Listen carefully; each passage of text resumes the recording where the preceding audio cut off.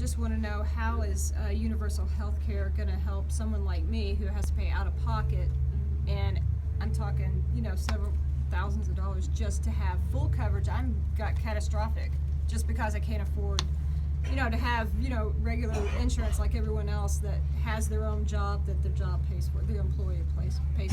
Well, thank you for her question. For those of you that couldn't hear her question, she's self-employed, she's a massage therapist, and she wants to know kind of what my mom will do on universal health care coverage, particularly given at the moment her very high out-of-pocket expenses.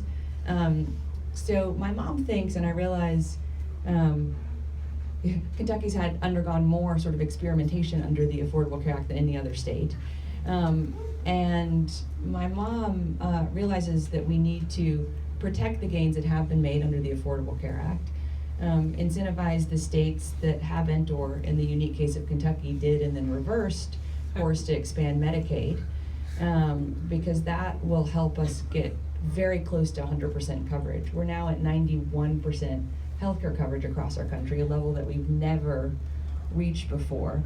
And as sort of a sideline to answering your question, but one I think is important, sometimes people have said to me the Affordable Care Act hasn't made a difference. And I find that deeply offensive, because all of the data kind of testifies to the extraordinary difference it has made across the country. And just sort of one snapshot statistic that means a lot to me at this point in my life, as I'm again pointing to my pregnant belly for those of you that can't see, that I hope you'll share if any of your friends or family have kind of similarly been skeptical. In 2015, we had more pregnant women access a full complement of prenatal health care services, and more pregnant women deliver babies in safe environments with midwives, in birthing centers, in hospitals than at any point in American history.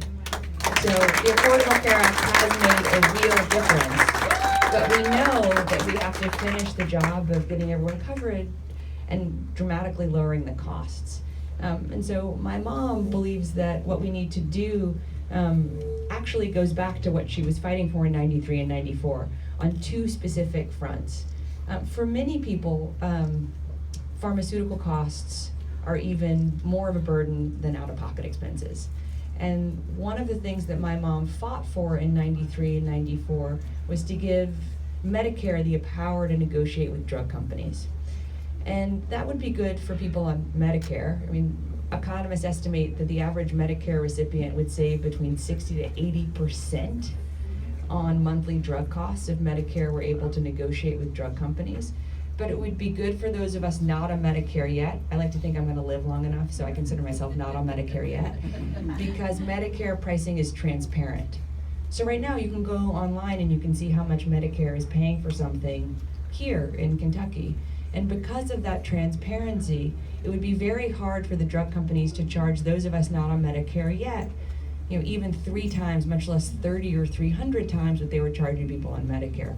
Now, for other people, out-of-pocket expenses, particularly those of us that thankfully are healthier, are largely the burden. Everyone that comes to me, I educate them on the importance of it comes down to your choices first. It doesn't bother me. I'm very accustomed to the crying baby. In fact, it very much feels like home. And so one of the core parts of my mom's original plan back in 93 and 94 was a cap on out-of-pocket expenses, a cap on both total premium costs and additional out-of-pocket expenses for individuals and families, either an outright cap or effectively a tax refund at the end of the year to compensate for what people would have had to pay out of pocket. And so my mom thinks pursuing either of those approaches would dramatically limit the out-of-pocket burden that so many, particularly self-employed people are currently struggling with. So although it is kind of rooted in ideas that were kind of first proposed more than 20 years ago, she thinks that they're very much what we need now to kind of finish the work of the Affordable Care Act, particularly on the cost side. So yeah, thank you.